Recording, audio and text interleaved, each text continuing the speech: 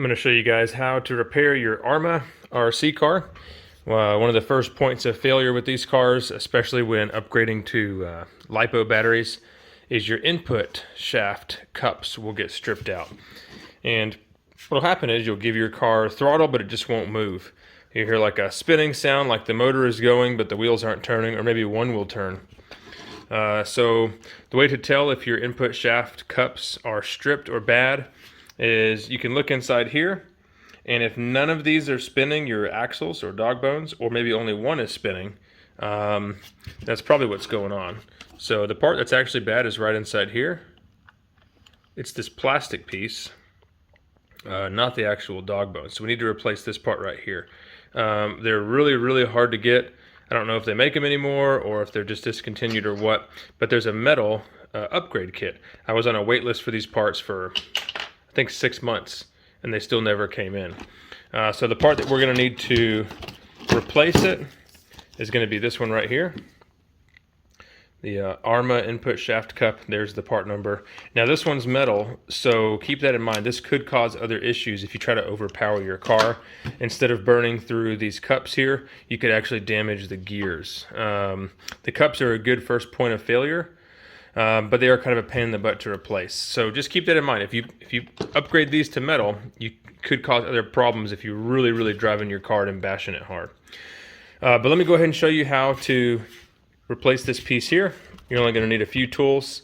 You don't actually have to remove the wheel, but I'm going to do it just for video purposes, so you can see that a little bit better. We're going to use a 7mm on that nut inside there to remove that. Then we can pull that off. Then we're going to need a Phillips head screwdriver. We're going to remove this end cap because that keeps the A-arms in place. Then we're also going to remove a screw for the shock and then a screw for this tie bar up here. So let me get the camera in a tripod. All right, so go ahead and remove this wheel and tire there, and then get the shock out of the way. We can remove this end cap right here with these 3 Phillips screws. Your car may be a little bit different than this one, but it's going to be pretty much the same process because it's a common issue with several of their models of cars. Pull from either side right there, and that'll come off.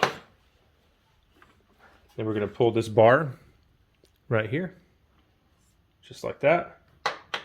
And then this whole thing will lift up and out of the way. We can set it to the side.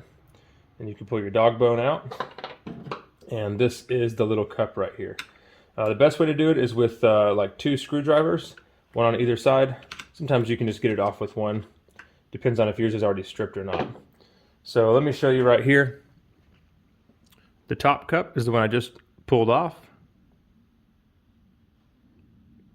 And the bottom cup is one I pulled off at a different time. So you can see the bottom one is just pretty much a circle. The little flat shaft here has worn it out. The shaft has 2 flat spots. Hopefully you can see that. Flat spot on either side. And what happens is this overpowers the plastic pretty much and just wallows it out. So here's the replacement part. To put it on, you're going to need just an Allen key right here. They're going to give you a little grub screw, and it should have Loctite on it. Loctite is that blue stuff. If it doesn't have that, you're going to need to put it on there. You're going to need to buy some kind of thread locker, and that's going to keep the screw from backing out.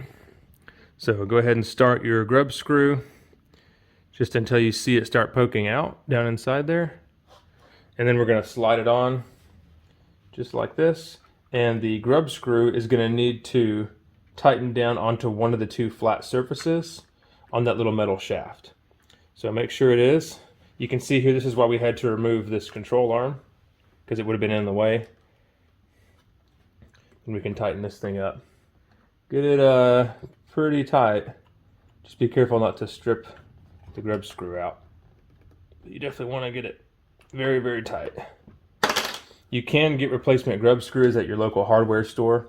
if you don't have thread locker or don't get it tight enough and it does back out. But that's pretty much it for there. Now we'll just put it back together in the reverse order. Stick our dog bone back in.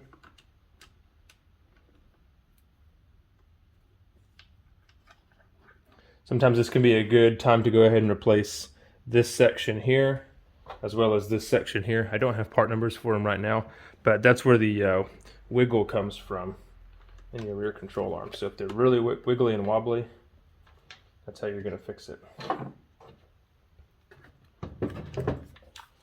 Now we just put everything back together in the reverse order and you're going to be good to go.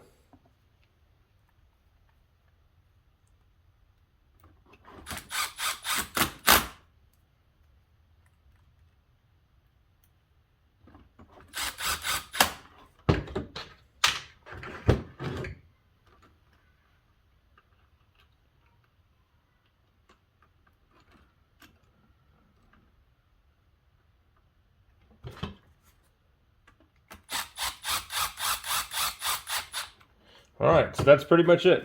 Now we don't have to worry about our input shafts stripping out anymore.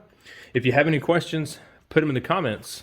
I'll also put a link in the description because right now Amazon does currently carry these parts. So look in the description if you need to buy these. We'll see you next time.